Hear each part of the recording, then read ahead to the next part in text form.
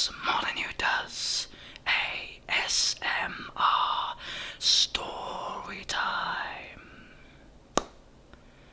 Welcome one and all. Today I will be reading more of Enid Blyton's winter stories. Maybe another 6 chapters, maybe. Depends.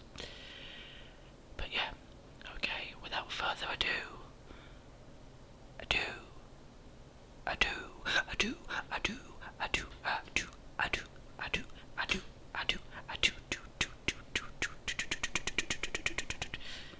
Sorry. Let's go.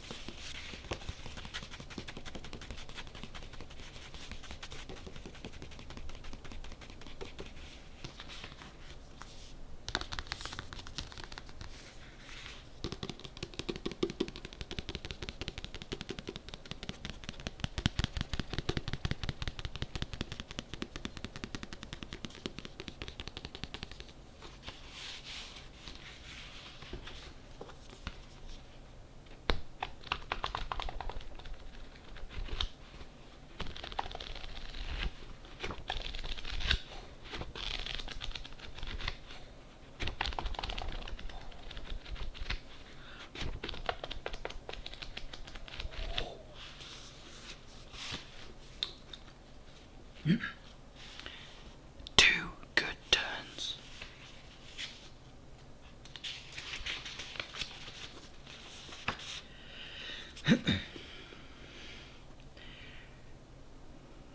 Neddy was the little donkey belonging to Mr. Johns. Sam was the little boy who lived at the greengrocer's shop and helped his father to weigh the potatoes and set out the cabbages and apples in neat rows. Neddy passed by the shop each day. Sam was always ready for him with a bit of carrot or half an apple. "You spoil that donkey of Mr. John's," grumbled his father. "He's a lazy, stubborn little thing. Sometimes he stands still in the middle of the street and won't budge an inch." "Mr. Johns isn't kind to him," said Sam. "He shouts at him and beats him. If I were a donkey, I would stand still in the middle of the road sometimes, if my master was unkind to me." "Oh, you would you?" said his father. "Well, you'd get beaten even harder if I were your master. Donkeys like that don't deserve kind words and pats. Now, you go and get on with your work.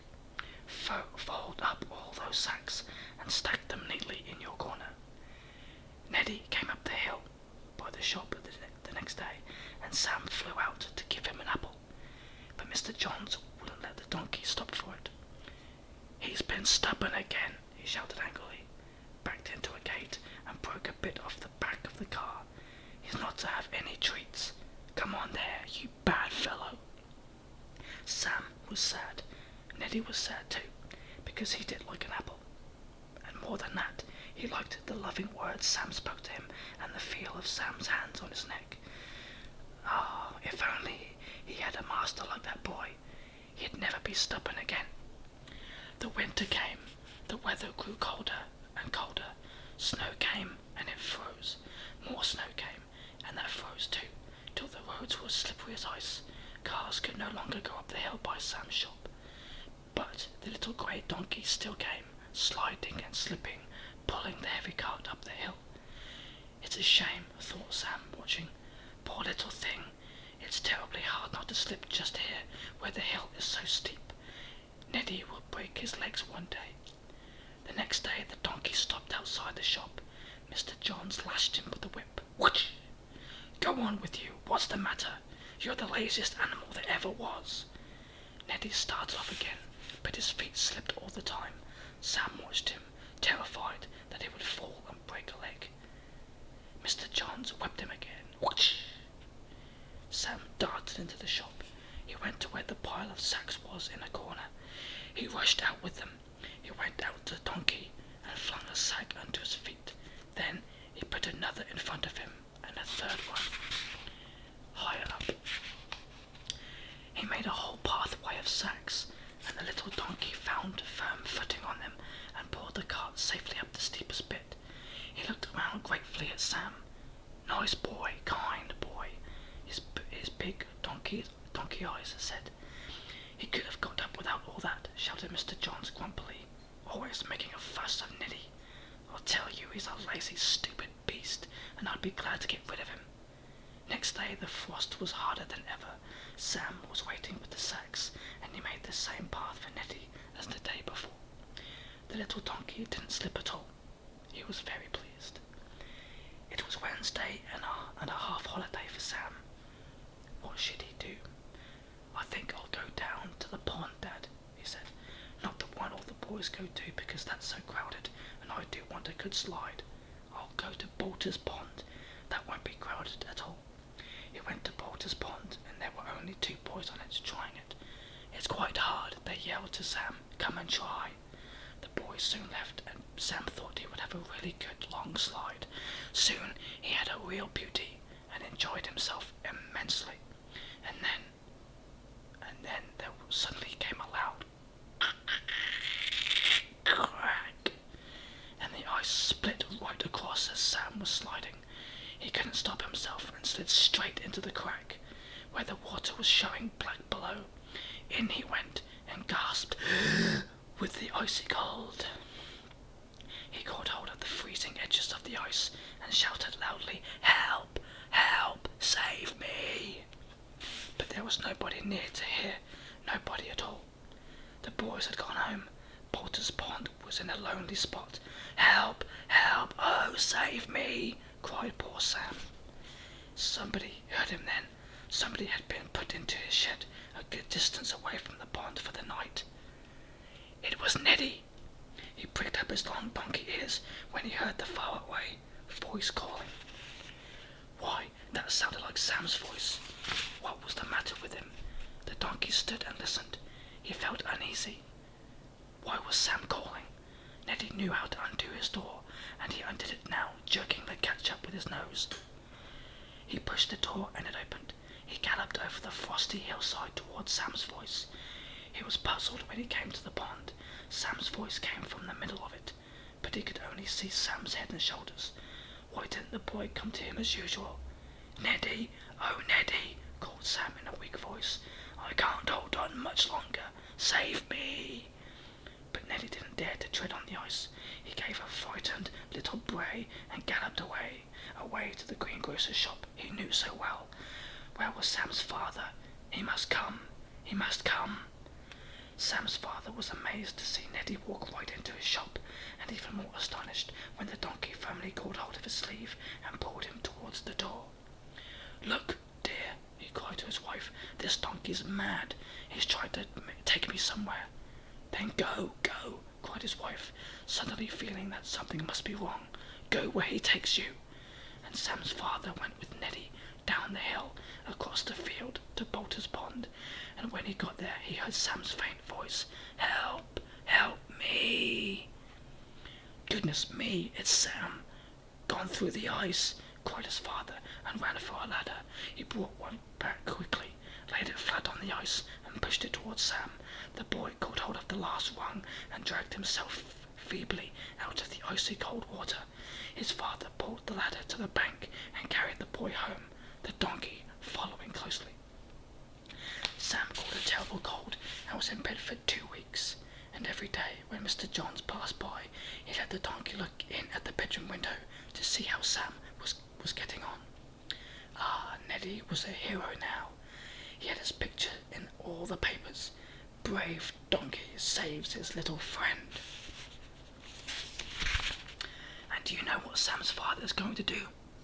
It's a secret, so don't tell Sam yet, if you should happen to know him. His father is going to buy Neddy and give him to Sam for his birthday. Won't Sam be pleased? 2 such good friends ought to be together, says Sam's father, and I think he's right. Don't you? Bad luck, Willy Weasel. Sorry. bad luck, Wily Weasel.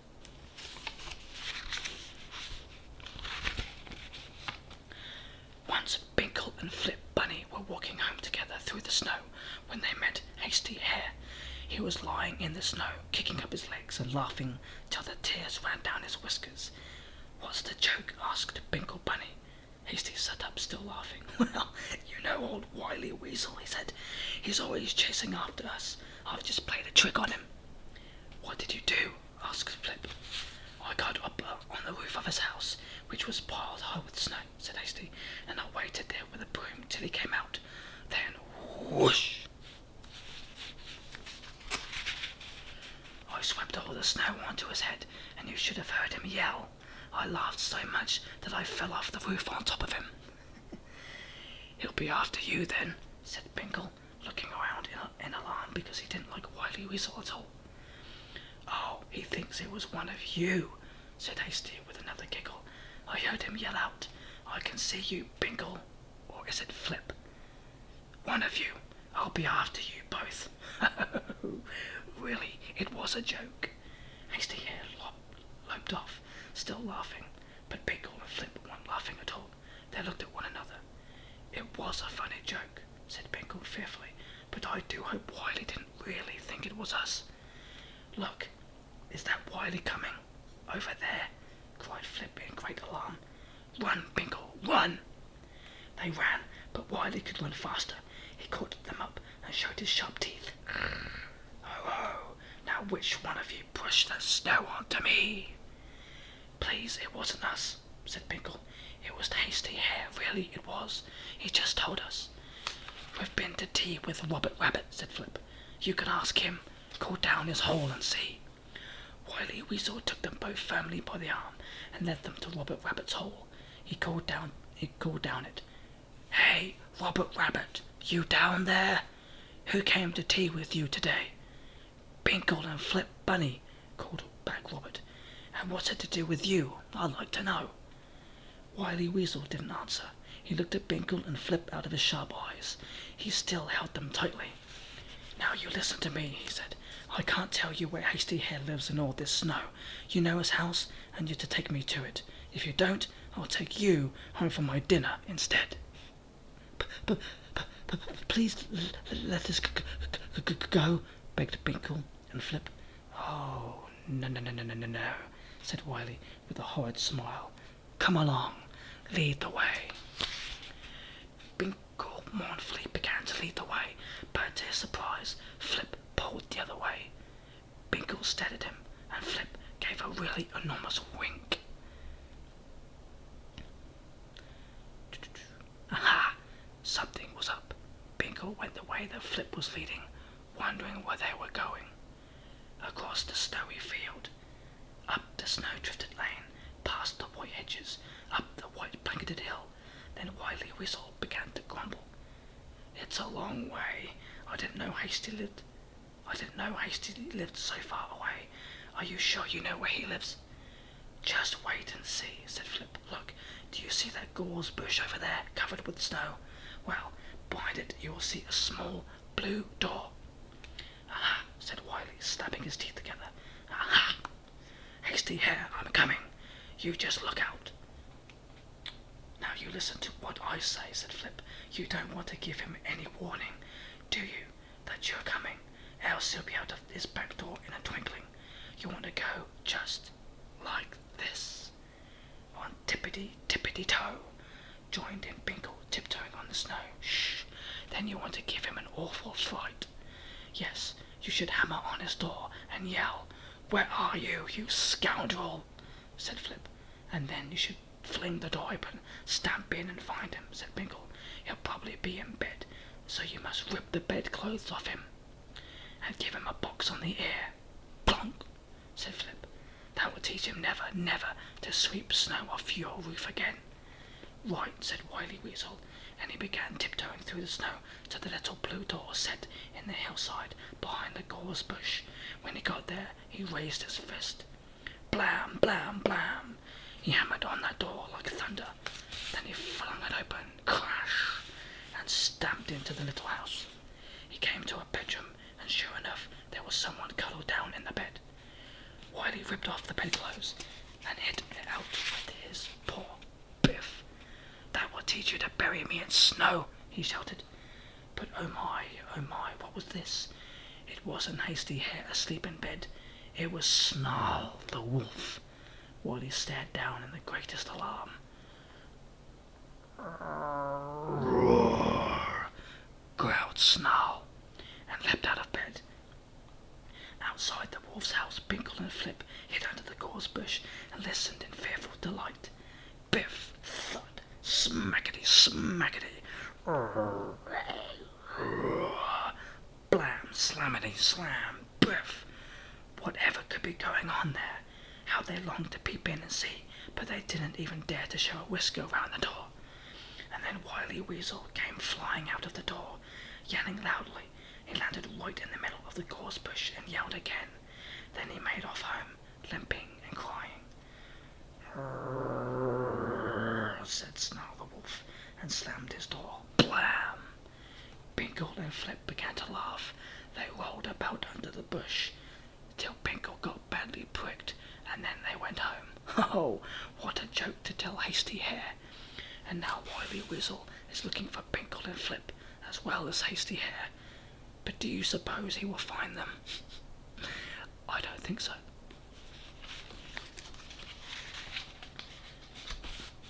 I dare you to. It was very cold weather. There was thick ice on the puddles. The village pond was frozen hard, and the ducks couldn't think of what had happened to it. Can't we slide on the pond yet? Said Tom. His school teacher looked up. Not till I put the notice up, he said. It isn't quite safe yet. Another night or two of frost, and they will be all right. The ice isn't quite thick enough. But, sir, we saw a couple of boys from the next village on it today, said John. It seemed to be bearing all right. I've nothing to do with the boys in the next village, said the master. I'm in charge of you, and I'm not running any risks of you or any of you falling in and drowning. I went on it myself this morning, and I heard it crack as I walked. The boys grumbled. Surely the ice was thick enough. Why, some of the big puddles were frozen solid. Surely the ice on the pond must be almost solid too. The teacher couldn't have heard it crack that morning. The boys all went home after school that day. They passed the pond on their way and looked at it longingly. Oh, for a slide on it. It was such a nice big pond. You could have a very fine slide indeed. Soon there would be skating. My uncle's given me a fine pair of skates, said Tom. I shall go skating on Saturday, if only Mr. Brown doesn't still think he hears the ice cracking. I've got a toboggan, said John. If there is snow on the hills, I shall go sledging. But I shall have some fun, I can tell you. My father's going to teach me how to skate properly, said Tom. You'll soon see me gliding up and down at 60 miles an hour. My mother's told me I could fetch my cousins on Saturday. They've got toboggans too, said John. They will all come home to tea with me afterwards. We'll have some fun. The two boys tapped the edge of the pond with their toes. It felt thick and solid. How they wished they could have just one slide. The other boys watched them tapping the ice with their toes, and they tapped too. I say, look, there are the two big boys from the next village again, said Tom suddenly. Look, they're going on the ice. The two boys ran on the ice and began to slide up and down, up and down. The other boys watched them enviously. Hi, you know it's not supposed to be safe yet, don't you? Yelled Tom. The boys slid up to them. What's not safe? Said one of them. Your pond. Pooh! It's as safe as can be. The ice is inches thick. Aren't you boys coming on for a slide? No, said Tom. We've been told it's not safe yet. We've got to wait. Babies. Cowards, said the boy, sliding off again. You're afraid. That's what's the matter with you. Cowardy, cowardy custard. We're jolly well not afraid, yelled John angrily. It's like your cheek to say that. Coming from another village and sliding on our pond. You wait till we're allowed on. We'll soon chase you off. Come on and chase us off. Now, mocked the two boys, sliding about. Come on. One of them slid near to Tom and John. I dare you. I dare you to come on the ice, he shouted. I dare you to.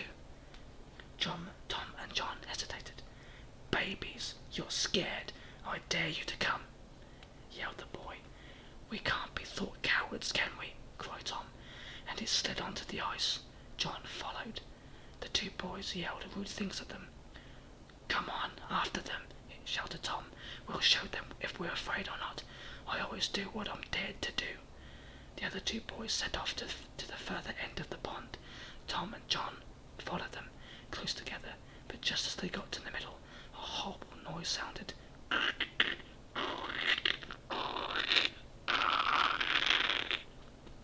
It was the ice cracking. The weight of the two boys close together had been too much for it, for there was a thin place just there. An enormous crack had come, which widened quickly. Icy blue water showed. Tom was sliding and couldn't stop himself. He slid right into the crack and fell into the water. Poor John followed him, then yelled as the cold water crept up to their waists. "Help! Save us! Help!" They yelled in fright. They clutched to the cold edge of the cracked ice, but it was so cold and slippery that they could not hold it. The two boys from the next village took fright and fled away. The other boys, Tom's friends and John's, stared with frightened eyes. "Fetch help!" yelled Tom. "Quick! We'll drown!" One of the boys darted off. He raced to the nearest house. There he found a sensible woman who, carrying a long ladder, came as quickly as she could to the pond. She laid the ladder down flat on the ice, and it reached the two boys. "Get hold! Clamber up!" she shouted. Tom managed to clutch the last rung. He turned and pulled John there too. The two boys were so icy cold that they could hardly use their hands. Isn't this story the same as the last one? Dodgy. But soon they were trying to clamber along the ladder that was lying flat over the icy pond. They reached the woman, and she pulled them quickly to the bank. "Silly boys! Going on the ice before it was fit to bear," she scolded. "You'll catch your deaths of cold. Where do you live?" "Not far off," said Tom, whose teeth were chattering so much that he could hardly speak. "We can run to our homes, both of us. Thank you for your help." Shivering with the cold, the two boys got to their homes as quickly as they could. Their mothers were shocked to see them so wet and so cold. Quickly, they stripped off their dripping things and bundled them into warm beds and gave them hot drinks. But it was too late. The next day, both Tom and John had terrible colds and coughs. They felt very ill. They didn't want anything to eat. They were ill for 3 weeks. During that time, the pond froze very hard, and people skated and slid all day long. The snow covered the hills too, and everyone went sledging and snowballing. The boys and girls at the village school had a wonderful time. When Tom and John were better at last, and able to go back to school, the snow had melted and the pond was water again, with ducks swimming gaily on it. The cold weather had gone for good, and the two boys had missed it all. How upset they were. Their schoolmaster welcomed them back, but he didn't seem at all sorry for them when they grumbled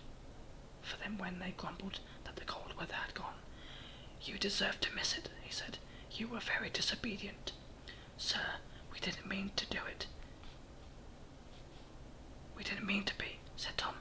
"We were going to obey you, really. We were, but the two boys from the next village called us cowards for not going on the pond." "Yes, sir, and they dared us to," said John. "They said, 'We dare you to. Come on, we dare you to.' So we just had to go on, you see, sir," said Tom. "If they dared us, what else could we do? We had to be brave and show it."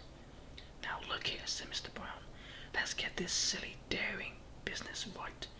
You were going to be loyal and obedient to my wishes, but someone else that you don't know and don't care tuppence about comes along and says, 'I dare you to,' and you throw away all your loyalty and common sense and do what they dare you to do, simply because you are afraid they will think you're cowards."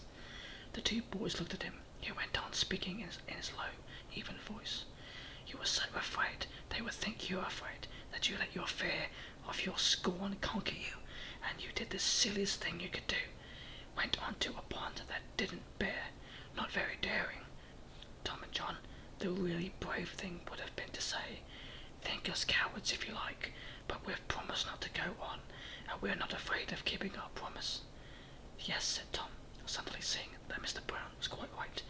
The thing we thought was brave wasn't. It was just silly, done because we was dared to do it.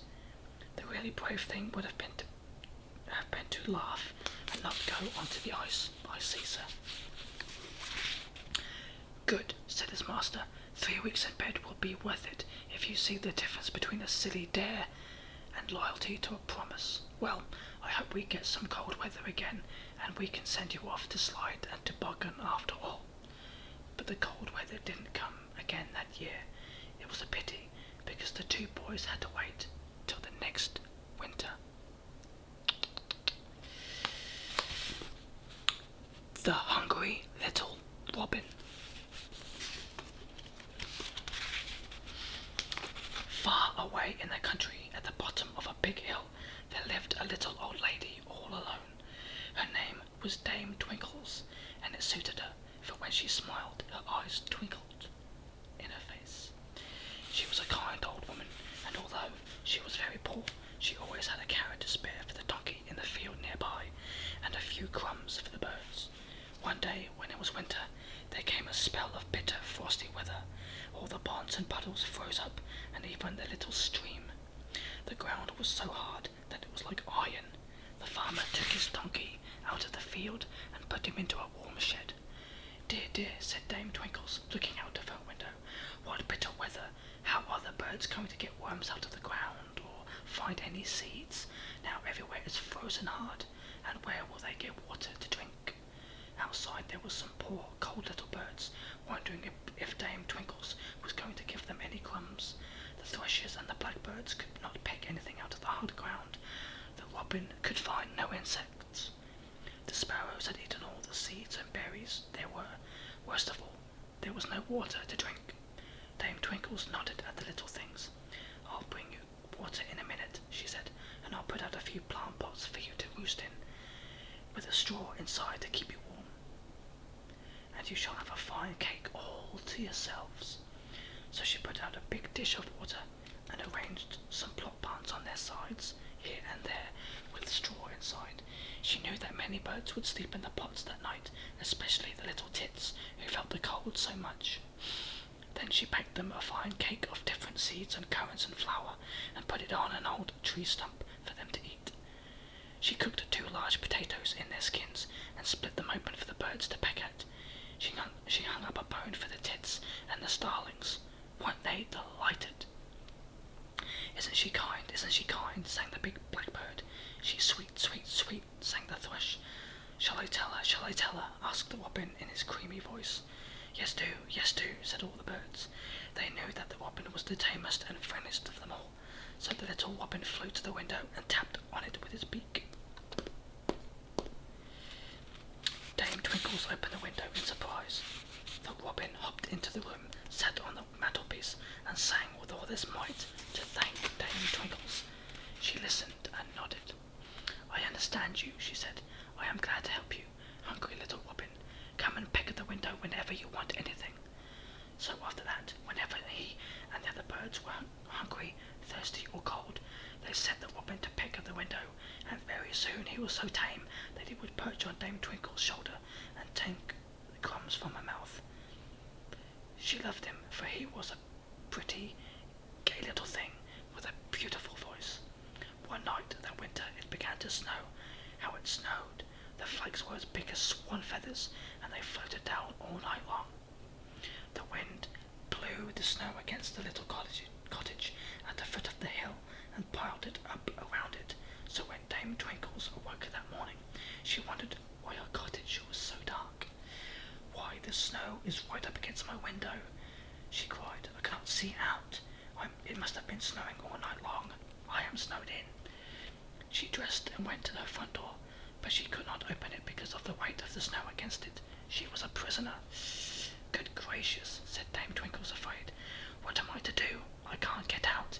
Perhaps somebody will think of me and come and dig me out. But nobody came. Nobody thought of the little cottage tucked away at the foot of the hill. All that day and the next night Dame Twinkles waited and waited, but nobody came to help her. If the snow does not melt, I shall starve here, said the old lady to herself. It seems colder than ever. It might last for weeks. Now outside, the birds were wondering what had happened to the cottage, for it was half buried. On that second day, when no Dame Twinkles had appeared to give them food or water, the robin said he would try to find a window and peck at it. So he scrambled through the snow and managed to make himself a passage to the window. He picked on it. Tap, tap, tap. Dame Twinkles jumped. Then she saw that it was a hungry little robin. She opened the window and let him in. She gave him a few crumbs and a drink of water. He hopped onto her shoulder, and then an idea came to Dame Twinkles. Suppose she wrote a tiny note, tied a piece of cotton to it, and bound it round the robin's leg. Maybe someone would see it, and perhaps rescue her. So she quickly got a small piece of paper and wrote on it. She gently took the robin in her hand and tied the little note round his leg. Deary-lee, said the robin in surprise, but he did not struggle, for he was not afraid of Dame Twinkles. Listen, little friend, said Dame Twinkles, go to the farmer who lives on the other side of this hill, and let him take this note from your leg. I have been kind to you, and now it is right that you should do something for me. The robin caroled a little song and flew to the window. He understood perfectly, for he was very tame. He made his way through the snow and flew up into the air. He sang to tell the other birds what he was going to do, and then he flew off to the farm. The farmer's wife was a cheery, kindly soul, and was singing a little song in her kitchen when the robin tapped hard at a window pane. Bless us all, it's a hungry little robin, she said to the farmer, who was having his dinner. I'll let it in and give it a bite to eat. Shoo, puss, go into the hall, or you'll frighten the robin. The cat shot into the hall. The door was shut on her. The farmer's wife opened the window, and in came the robin. It flew to the table and sang to the farmer as loudly as it could. Well, here's a queer thing, said the farmer, staring at the robin in surprise. What's it singing at me for? It's got something wrong with his leg, said his wife. Look, what's the matter with it? The farmer stretched out his hand, expecting the robin to fly at once, but it didn't. It stood there, half afraid, and let the farmer feel its leg. Why, it's paper, said the farmer. He untied the note from the robin's leg and read it. Look, my dear, it's come from old Dame Twinkles to say she's snowed up, poor old thing. I must go and dig it out at once. Fancy sending her a letter by a robin. The farmer put on his hat and coat, took a spade, and went off through the snow to old Dame Twinkles. His strong arms soon dug away the snow from the door and windows, and made a good path for her to the gate. Oh, thank you, cried the old lady. My little robin must have taken you the note very quickly. He's a brave little thing, said the farmer, looking at the robin who was standing on the handle of his spade, flicking his wings. You're lucky, Dame Twinkles, to have a friend like that. We're lucky to have a friend like Dame Twinkles, sang the robin. Are you all right now, Dame Twinkles? Quite all right, said the old lady, smiling, and tomorrow I will bake you all a fine new cake for yourselves for a treat. So she did, and the last time I passed that way, the birds were so busy eating it.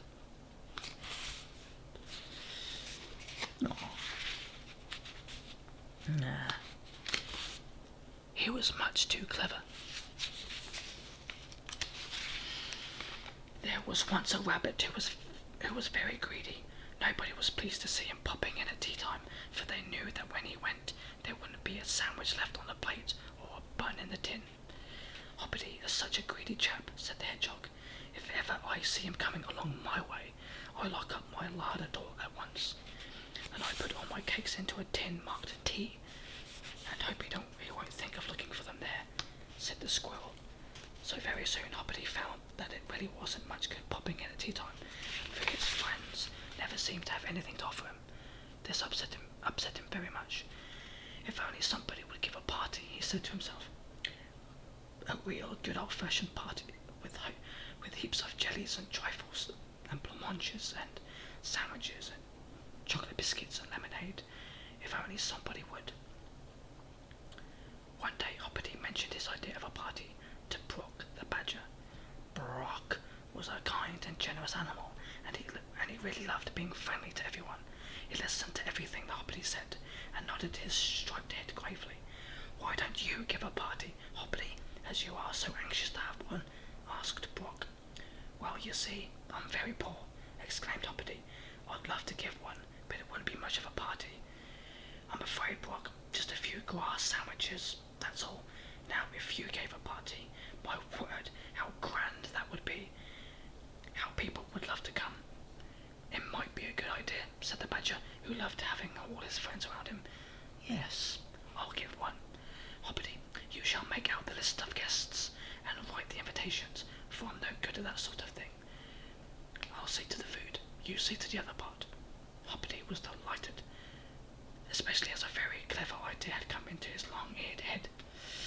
"Now, just suppose I ask all those animals who go to sleep for the winter," he said to himself. "They won't be able to come to the party, of course, so when I arrive I'll be the only guest, for I don't sleep in the cold weather, and I can eat everything. My word, that is a good idea." He did a little jig of joy as he thought of it. Then he sat down to think again. "Whom shall I ask?" he said. "Well now, Prickles the Hedgehog sleeps in the winter time, so I'll ask him.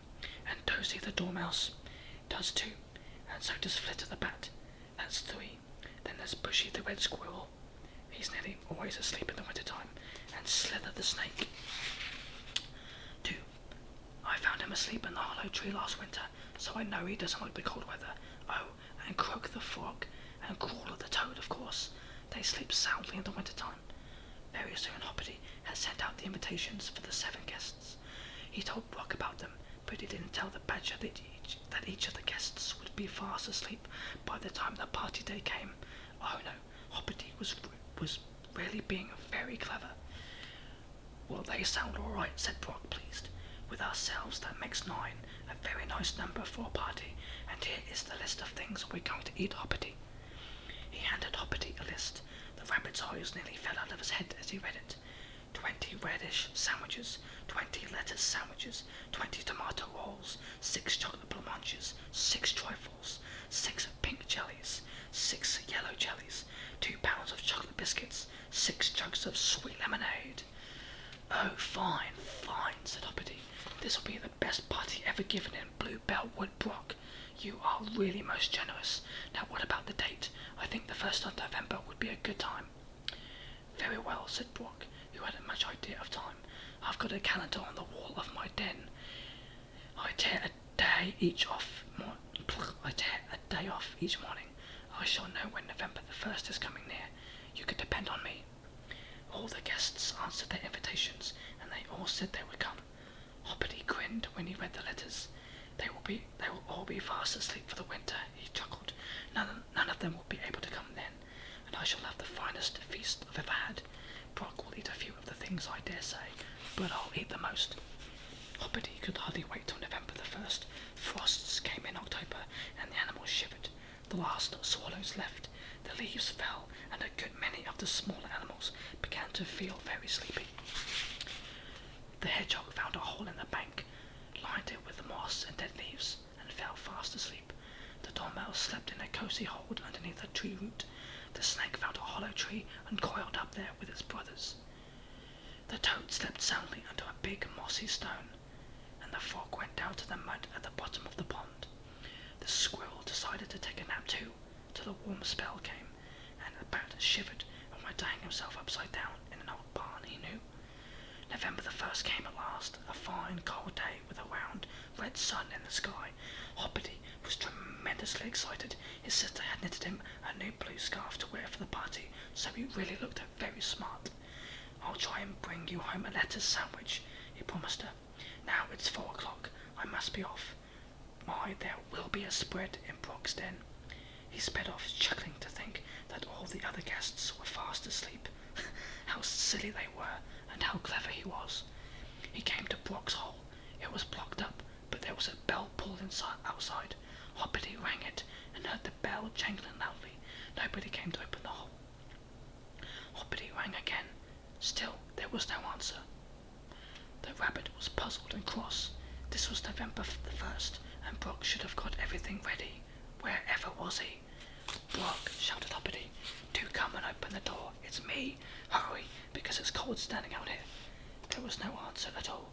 Hoppity began to pull at the bracken that was stuffing up the hole, but was so firmly wedged in that he couldn't move it. "I say, Brock," he yelled, drumming on the ground with his hind feet, "come at once," as a thin red nose poked out of a hole nearby, and Rufus the fox looked at Hoppity with a sly grin. "Why do you want Brock?" he asked. "Because he's giving a party today," said Hoppity, rather scared of the fox. "I can't think why he doesn't come to the door." "But I can," said Rufus slyly. "He's asleep." "Asleep?" cried Hoppity. "You don't really mean that?" "Of course I do," said the fox. "Don't you know that badgers sleep in the winter time the same as hedgehogs and dormice and snakes? Brock stuffed up his hole 2 weeks ago, and he and his family are snoring away deep down at the bottom." "I know, because I've heard them. There won't be any party today." "Oh dear," wailed Hoppity in despair, "and I did so want a really good tea. I'm terribly hungry." "So am I," said Rufus the fox, coming out of his hole. "I want a really good tea too. A rabbit tea." He shot after the frightened bunny, who ran for his life. He was very nearly caught, for the ends of his new blue scarf flew out behind him, and the fox caught one of them in his teeth, but the scarf tore in half, and Hoppity just managed to run down his burrow in time, startling his sister almost out of his skin when he rushed full tilt into her. He told her all about the party, and now he had had such a good idea, asking guests that he knew couldn't come. "But I didn't think that Brock the badger would be asleep too," he said sadly. "The trouble with you is that you're much too greedy and think yourself too clever," said his sister, who was cross about his torn scarf. "I'm glad this has happened. Perhaps it will teach you a lesson." "It will," said Hoppity mournfully. "I'll never do such a thing again." Mr. Pink Whistle comes along.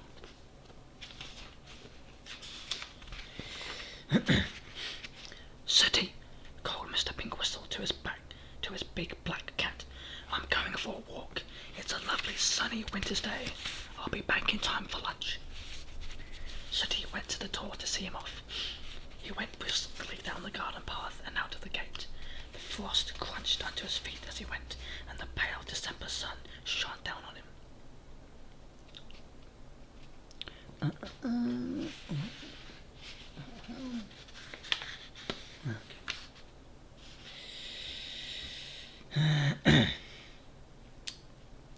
What a lovely day. I think I'll go down to the pond to see if there are any children sliding on the ice, he thought. So off he went down the lane, up the hill, down the hill, and across a meadow where frost whitened the long grass in the ditch. Mr. Pink Whistle was just putting his leg over the stile to go to the pond when his sharp ears heard a sound. He had pointed browny ears and could hear like a hare. "Now what's that?" he thought. "A leg half over the stile. Is it an animal, or a child, or just a noise?" It seemed to come from a little tumble-down shed by the hedge. Mr. Pink Whistle listened. Yes, there certainly was a noise, a sniffy sort of noise. "I'd better go and find out," said Pink Whistle, and he got down from the stile and went to the little shed. He poked his head inside. It was rather dark, and he couldn't see anything at first. Then he saw something white. "Dear me," said Mr. Pink Whistle. "Is that a face I see? Does it belong to someone? Who are you?" The face was peeping out of a pile of hay in the corner of the shed. "Yes, but please go away. This is my shed. It's private." Pink Whistle didn't go away. He was sure that he could see the face was very miserable. He came right into the shed. Somebody scrambled out of the hay crossly. It was a boy of about 10. "I told you this was my shed," he said. "It's on my father's land, and he said I could have it for my own. You're trespassing." "Was it you I heard sniff, sniff, sniffing?" asked Pink Whistle. "What's the matter?" "Nothing," said the boy. "Nothing to do with you anyway. Don't you know when people want to be alone, or wish you'd get out of my shed?" "I'm going," said Pink Whistle, "but it's a pity you haven't even a dog to keep you company. If you're unhappy, it's nice to have a dog's nose on the knee." He walked back to the door. "Come back," said the boy suddenly, sitting down on the hay and rubbing a very dirty hand over his face. "I like what you said just now. You might understand if I tell you something. You wouldn't have said that if you hadn't understood." friends' dogs are, would you? No, said Pink Whistle, turning back. So it's something to do with the dog, is it? Your own dog, I suppose? Yes, said the boy in a shaky sort of voice. You see, I've got no brothers or sisters, so my dad gave me a dog for my own. My very own, you understand? Not one that's shared by the whole family, but it was my one. But it was my own. Every whisker of him, every hair. That's a splendid thing, said Pink Whistle. I expect you belonged to him as much as he belonged to you. You were his friend as much as he was yours. I'm glad you understand, said the boy. It's nice to tell somebody. Well, Buddy's gone. Somebody's stolen him. He was a black spaniel with big, loving eyes, and he cost my father a lot of money. That's why he's been stolen, because he's valuable. The boy rubbed his hand over his eyes again. I'm 10, he said, ashamed and too old to make a fuss like this, like a 4-year-old. I know all that, so you needn't tell me. But a dog sort of gets right into your heart if he's your own. I shall begin to sniff too in a minute, said Pink Whistle. I know exactly what you feel. You're thinking how miserable your dog will be without you, and you're hoping that nobody is being cruel to him, and you're wondering if he's cowering down in some corner, puzzled and frightened. Well, that's enough to make anyone feel miserable. He disappeared yesterday, said the boy. 2 men came to the farm to ask if they could buy chickens, and I'm sure they took Buddy away. They may have given him some meat with a sleeping powder in it, and got him like that. The police say they can't trace the men, and they haven't had any report of a black spaniel anywhere. I see, said Pink Whistle. Do you happen to know me by any chance, young lad? My name's Robin, said the boy. No, I don't know you. I've never ever seen you before, have I? He peered closely at Pink Whistle. The sun shone in at the little shed window just then, and he suddenly saw Pink Whistle clearly. He saw his green eyes and pointed ears, and he gave a little cry. Wait, yes, I've seen your picture somewhere in a magazine or a book. Yes, I remember now. Why, surely you're not Mr. Pink Whistle. I am, said Pink Whistle, beaming all over his face, pleased that the boy knew him, and I like to go about the world, putting wrong things right. Get back Buddy for me then, please, said Robin, clutching hold of Mr. Pink Whistle's arm. I never thought you were real, but you are. Can you get back, Buddy? I'll do my best, said Pink Whistle. I'll go now.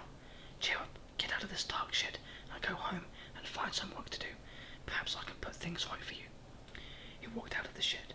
Robin ran after him, suddenly very cheerful indeed. He was amazed to think that Mr. Pink Whistle should come along just then. What a wonderful thing. Pink Whistle went back home. He called Sooty, his cat, and told her about Robin. Go to the farm and speak to the farm cats, he said. They will have noticed these 2 men and have seen if Buddy was taken away by them. Find out all you can. Sooty ran off, tail in the air. She soon came back with the news. Yes, master. The farm cats say that the men came back that evening, threw down meat for Buddy, and then went away. Buddy ate it and fell asleep. Then the men came back and put him into a sack. The cats heard them saying they were going to ring down market on Thursday. They will find them there. Thank you, Sooty, said Pink Whistle. That's all I want to know. The next Thursday, Pink Whistle set off to ring down market. It was a long way away, but he got there at last. What a babble of sound there was. Horses whinnying, sheep baying, hens clucking, ducks quacking, turkeys gobbling, geese hissing and cackling. Pink Whistle looked for a black spaniel. There were 3 for sale at the market, which was Robin's. Mr. Pink Whistle decided to make himself invisible. This was a gift he sometimes used, and he used it now. One moment there was a kindly old man walking about. The next moment he wasn't there at all. An old woman selling eggs was most astonished. She blinked her eyes in wonder, and then forgot about it. Pink Whistle went up to a black spaniel. Buddy, he whispered. Buddy. The dog took no notice, so that one wasn't Robin's dog. Pink Whistle went up to the second spaniel and whispered. But he wasn't Robin's dog either. Buddy, whispered Pink Whistle to the third spaniel, who was lying miserably on some sacks behind 2 men selling hens. Buddy. The dog sprang up at once, his tail wagging. He looked all around. Lie down, you, he shouted. Pink Whistle felt very angry indeed. Ha! These fellows wanted punishing. They wanted frightening. Well, he would have a grand name and give them a wonderful punishment. He began to bark like a dog, and Buddy pricked up his ears at once. Then Pink Whistle pretended that Buddy was speaking. Hens, peg those men, he cried, and then it seemed to the men as if a whole flock of invisible hens were all around them, pecking hard. But really, of course, it was Mr. Pink Whistle jabbing at them with his hard little forefinger. Peck, peck, peck. The men cowered back, squealing. Everyone came to see what the matter was. Pink Whistle called out again in a barking sort of voice, so that it seemed as if Buddy was talking. Geese, attack these men. And dear me, what a cackling there was from old Pink Whistle then. What a hissing. And what a jabbing from top to bottom of the scared men. Everyone stared, amazed. What was happening? Where did the cackling and hissing come from? Who was jabbing the men? Serves them right, said somebody. I never did like those two. And then Pink Whistle decided to be a butting goat. What fun he was having, and what a wonderful punishment he was giving the two men. Goat, butt them, he cried. The men looked everywhere, scared, wondering if an invisible ghost was coming at them. Biff. Pink Whistle ran first at one man, and then the other. Biff, bang, biff. The men felt exactly as though a big, rather solid goat was butting them back and front. Pink Whistle butted one man right over, and he rolled on top of Buddy. Buddy promptly snapped at him and growled. Pink Whistle immediately growled too, and talking in his growling voice. Bull, toss these men. The men gave a loud howl. Hens had picked them, geese had jabbed them, a goat had butted them. Surely they were not going to be tossed by a bull, and an invisible one too, coming at them from any side. Run for it, yelled one man, and he ran for his life. The other followed. Pink Whistle galloped after them, making his feet sound like a bull's hooves.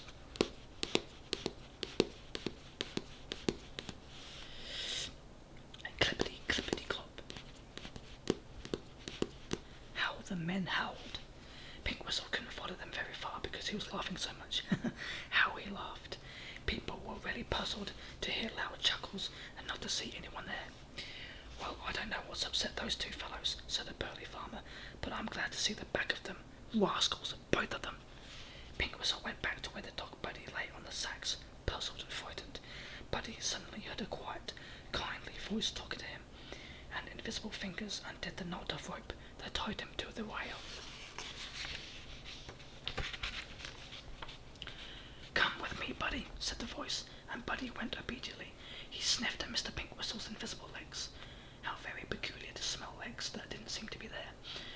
Buddy couldn't understand it, but then he didn't really understand anything that had happened since he had left Robin. His world seemed quite upside down, and not at all a nice place. It was a long way to the farm where Robin lived, but as they got nearer to it, Buddy became very excited indeed. His nose twitched. He pulled against the hand on his collar. Not so fast, Buddy, said Mr. Pink Whistle. I want to come with you. Buddy took another sniff at the invisible legs. Well, they smelt all right, so the person with them ought to be all right too. He trotted along obediently, getting more and more excited. It was dark when at last they came to the farm. Buddy pulled and pulled at Pink Whistle's hand. The little man led him to his kennel. Get in there and wait, he ordered, and bark loudly. Buddy crept in, and then he barked. How loudly he barked. Woof, woof, woof, woof, woof. Robin, I'm back, where are you? Woof, woof. And Robin heard, of course. He would know Buddy's bark anywhere. He sprang up at once, his face shining. Mother, that's Buddy. That's Buddy's bark. He's back, he cried, and raced out of the house to the yard. He came to the kennel calling joyfully, Buddy, Buddy, I'm here. And before Buddy could squeeze past the invisible Mr. Pink Whistle, there was Robin squeezing into the kennel. He got right in, and then you really couldn't tell which was boy and which was dog. They hugged and licked and rolled and patted and yelped and shouted so joyfully together. At last, tired out, they sat peacefully together in the kennel, Buddy's nose on Robin's knee and Robin's arm round Buddy's neck. Only Buddy's tongue was busy, licking at Robin's hand. Buddy, I do wish I could say a big thank you to Mr. Pink Whistle, said Robin. I don't even know where he lives, though. I'd say, Mr. Pink Whistle, I'm your friend forever and ever. Pink Whistle heard it all. He was peering into the kennel, as happy as could be. He had put a lot of things right in his life, but surely this was one of the very best. He stole away in the darkness, a very happy little man indeed. Oh. And that will conclude today's video. I hope you have enjoyed it. I hope you have had at least a few tingles, and hopefully you have fell asleep, or at the very least you feel very, very calm and relaxed. Thank you very much for watching. Have yourselves a very relaxing and deep, deep sleep.